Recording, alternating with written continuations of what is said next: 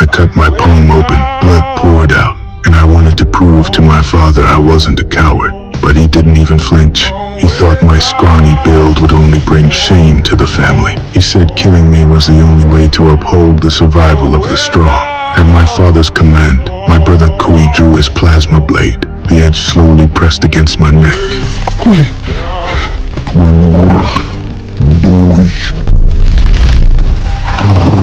I closed my eyes, waiting for death. But in that moment, my brother suddenly slashed through the particle beam restraints binding me. Using the grappling launcher on my shoulder, he pulled me into the ship, then quickly activated the light shield, blocking my father's plasma cannon. Before I could even get to my feet, Kui sealed the hatch, isolating me in the safe zone. But my father saw this as weakness. Kui was no match for him. What's more, my father was one of the elite Yautja warriors, and he had a cloaking device. With the naked eye, Kui couldn't even see him.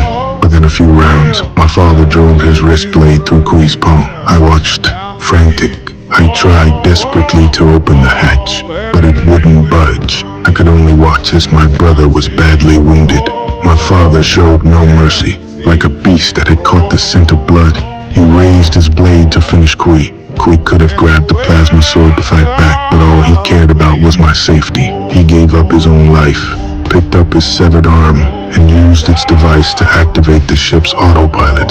He hoped I would reach the target planet, complete the hunt, and become a true Yautja warrior.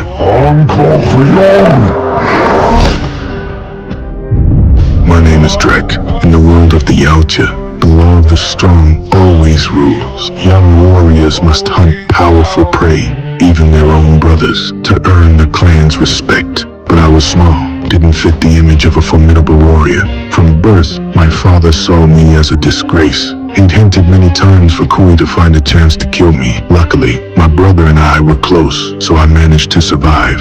But I had to prove myself, earn the respect of my people. I had to follow tradition, find prey powerful enough in the universe, and bring back its skull as a trophy to our home world. When choosing my target planet, I insisted on challenging the Lich, the undying beast on the Death World, a terrifying creature even my father feared. When he heard my plan, his contempt was absolute. He decided to kill this disgrace himself. This led to my protective brother dying at our father's hands. Before I could even plan my revenge, the ship's launch thrust threw me back. I blacked out instantly. After a long interstellar journey, the ship finally reached the vicinity of planet Gina. A violent impact jolted me awake. The viewport glass wouldn't hold much longer.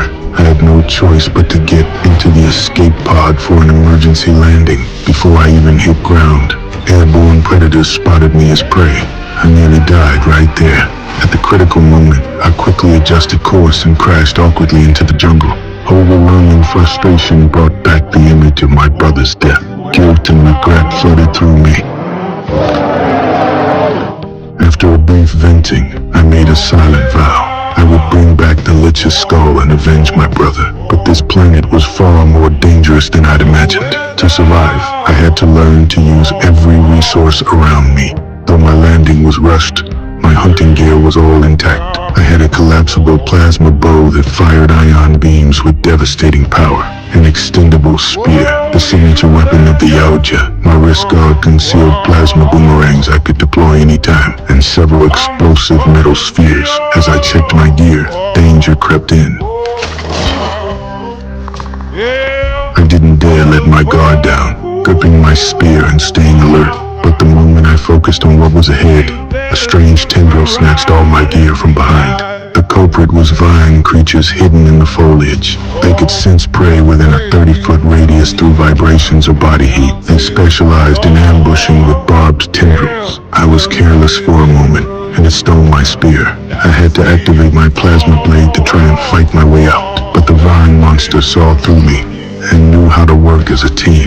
Catching me off guard, it suddenly yanked me to the ground, ready to deliver a killing blow. In desperation, I grabbed the plasma bow and fired back, barely saving my life. But facing the creature's relentless assault, staying would only mean death. In my panic, I spotted a stone platform nearby with a clear view. If I could climb up there, I might escape these tree-dwelling monsters. I immediately fought my way back, using the plasma blade to hack through the vine creature's tendrils. When the moment was right, I dodged an attack and sprinted up the twisted vines. I finally managed to leap onto the platform at the last second, reaching a safe zone beyond the vine creature's reach. But seeing the gorge below filled with scenes of survival of the fittest, I knew this planet's dangers ran much deeper. I had to treat my wounds quickly to avoid infection. I scanned an alien plant that looked like a lotus leaf and found it had healing properties. I crushed it immediately and applied it to my wound. After a quick bandage, I noticed a bug crawling on the leaf. Driven by curiosity, I picked up the bug for a closer look. To my surprise, the startled explosive beetle suddenly began to swell violently, as if ready to take me with it. Having seen how terrifying this planet was, I became more cautious. Every step was careful, afraid of losing my life. Soon I reached an area where spike pods grew. These alien plants had plump fruits covered in spikes. Once they sensed vibrations, they'd shoot poison needles to paralyze prey. I moved gently toward the spike pods. Just then, a woman's cry for help came from a nearby monster bird's nest. I didn't react. The woman immediately switched languages, asking for help. Is this better? Universal translation. You hear Yautja, others hear their language. But before I could respond, a long-tailed vulture suddenly flew down from the sky. It deliberately grabbed stones and created vibrations around me, triggering the spike pods to shoot their needles. The woman warned me the spike pod needles contained a paralyzing toxin. If I let that creature keep agitating them, I'd eventually become its meal. Unless we work together, neither of us would leave this area. But in the Yautja dictionary, there's no such word as partner. I rejected her almost without hesitation, planning to fight my way out on my own. But the long-tailed vulture wouldn't easily let go of prey that had walked into its trap. It kept picking up boulders to stimulate the spike pods below to shoot needles. Gotta run faster!